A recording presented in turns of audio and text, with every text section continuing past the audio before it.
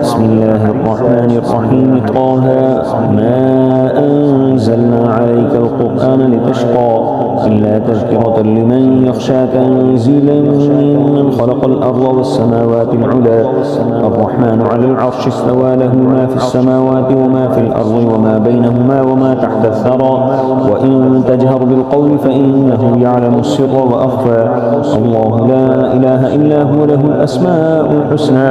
وهل أتاك حديث موسى إذ رأى نارا فقال لأهلهم كثوا إني آنست نارا لعلي آتيكم منها بقبس أو أجد على النار هدى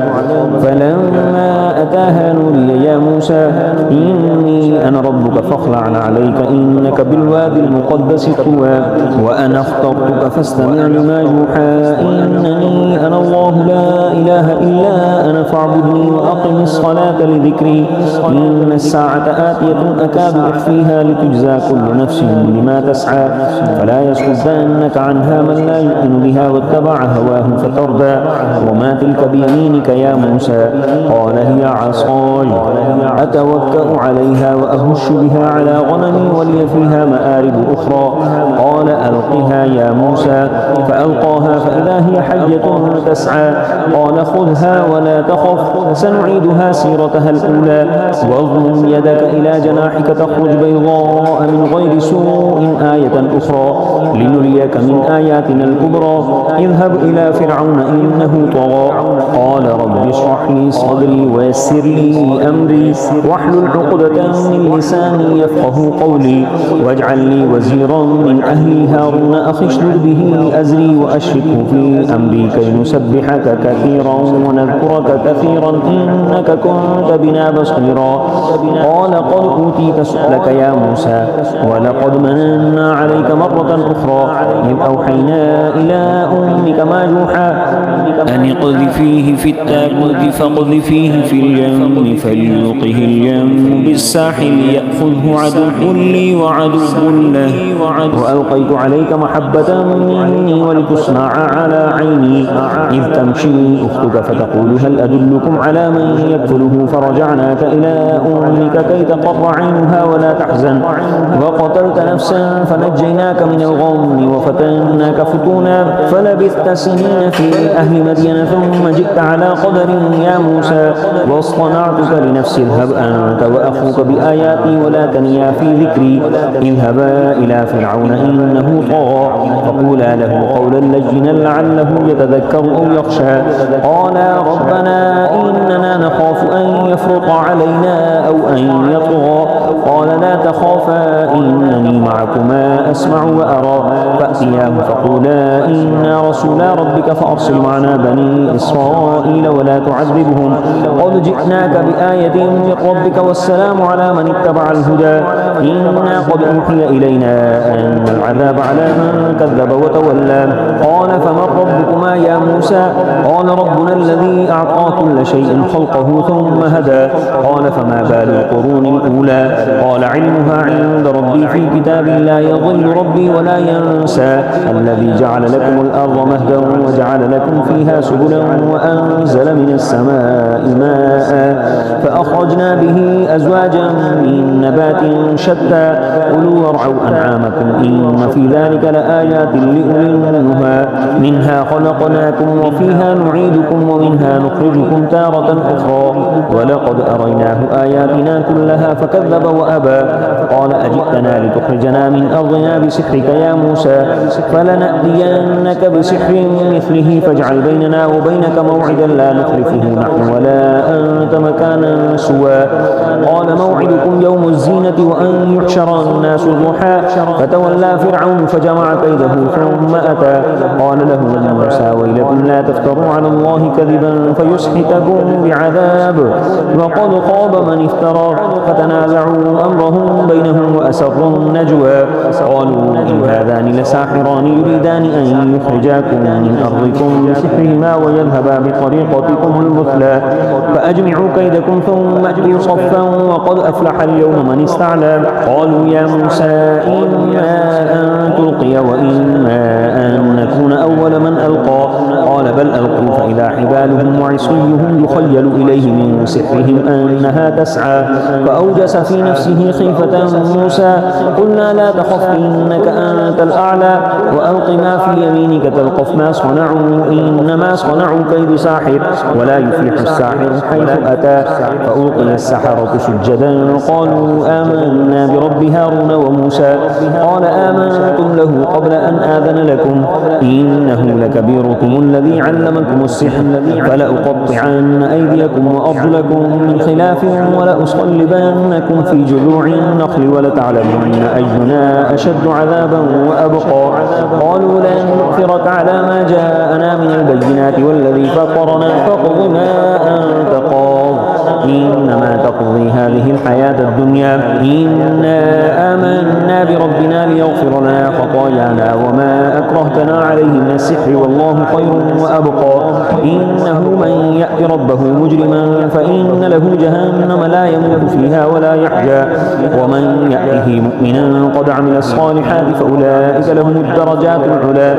جنات عدن تجري من تحتها الأنهار خالدين فيها وذلك جزاء من تزكى. ولقد أوحينا إلى موسى أن أسر بعبادي فاضرب لهم طريقا في البحر يبسا لا تخاف دركا ولا تخشى.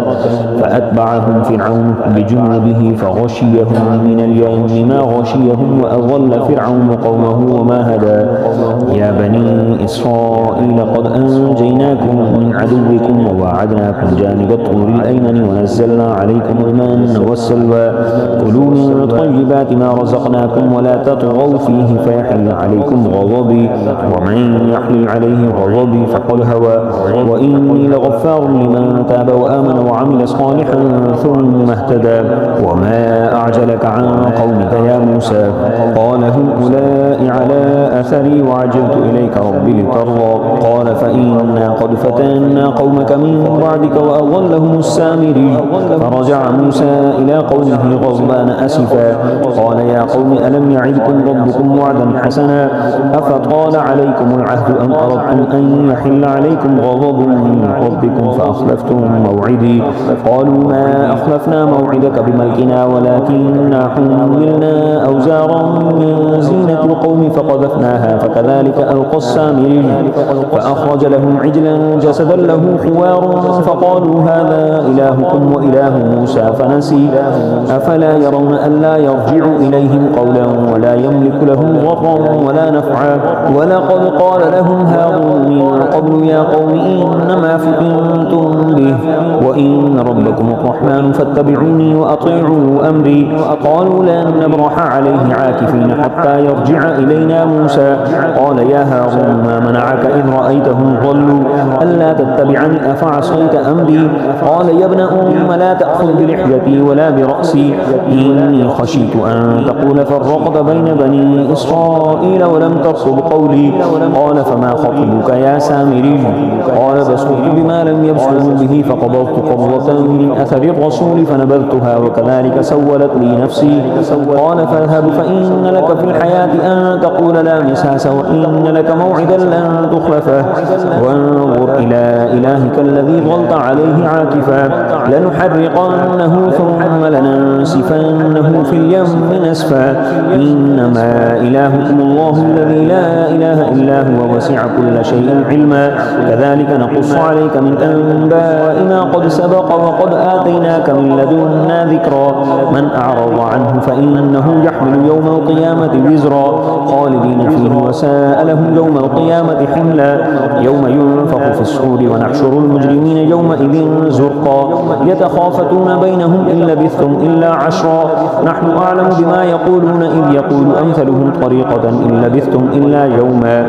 ويسألونك عن الجبال فقل ينسفها ربي نسفا فيذرها قاعا صفصفا لا ترى فيها عوجا ولا أمتا. يومئذ يتبعون الداعي لا عوج له وخشعت الأصوات للرحمن فلا تسمع إلا همسا يومئذ لا تنفع الشفاعة إلا من أذن له الرحمن ورضي له قولا يعلم ما بين أيديهم وما خلفهم ولا يحيطون به علما وعنت الوجوه للحي القيوم وقد خاب من حمل ظلما ومن يعمل من الصالحات وهو مؤمن فلا يخاف ظلما ولا هضما وكذلك أنزلناه قرآنا عربيا وصرفنا فيه من الوعيد لعلهم يتقون أو يحدث لهم ذكرا فتعالى الله الملك الحق ولا تعجل بالقرآن من قبل أن يقضى إليك وحده وقل رب زدني علما ولقد عهدنا إلى آدم من قبل فنسي ولم نجد له عزما وإذ قلنا للملائكة اسجدوا لآدم فسجدوا إلا إبليس أبى فقلنا يا آدم إن هذا عدو لك ولزوجك فلا يخرجنكما من الجنة فتشقى إن لك ألا تجوع فيها ولا تعرى وأنك لا تظمأ فيها ولا تضحى فوسوس إليه الشيطان قال يا آدم هل أدلك على شجرة الخلد وملك لا يبلى فأكلا منها فبدت لهما سوآتهما وطفقا يخصفان عليهما من ورق الجنة وعصى آدم ربه فغوى ثم اجتباه ربه فتاب عليه وهدى قال اهبطا منها جميعا بعضكم لبعض عدو فإما يأتينكم مني هدى فمن اتبع هداي فلا يضل ولا يشقى ومن أعرض عن ذكري فإن له معيشة ضنكا ونحشره يوم القيامة أعمى قال رب لم حشرتني أعمى وقد كنت بصيرا قال كذلك أتتك آياتنا فنسيتها وكذلك اليوم تنسى وكذلك نجزي من أسرف ولم يؤمن بآيات ربه ولعذاب الآخرة أشد وأبقى أفلم يهد لهم كم أهلكنا قبلهم من القرون يمشون في مساكنهم إن في ذلك لآيات لأولي النهى ولولا كلمة سبقت من ربك لكان لزاما وأجل مسمى فاصبر على ما يقولون وسبح بحمد ربك قبل طلوع الشمس وقبل غروبها ومن آناء الليل فسبح وأطراف النهار لعلك ترضى ولا تمدن عينيك إلى ما متعنا به أزواجا منهم زهرة الحياة الدنيا لنفتنهم فيه ورزق ربك خير وأبقى وأمر أهلك بالصلاة واصطبر عليها لا نسألك رزقا نحن نرزقك والعاقبة للتقوى وقالوا لولا يأتينا بآية من ربه أولم تأتهم بينة ما في الصحف الأولى ولو أنا أهلكناهم بعذاب من قبله لقالوا ربنا لولا أرسلت إلينا رسولا فنتبع آياتك من قبل أن نذل ونخزى قل كل متربص فتربصوا فستعلمون من أصحاب الصراط السوي ومن اهتدى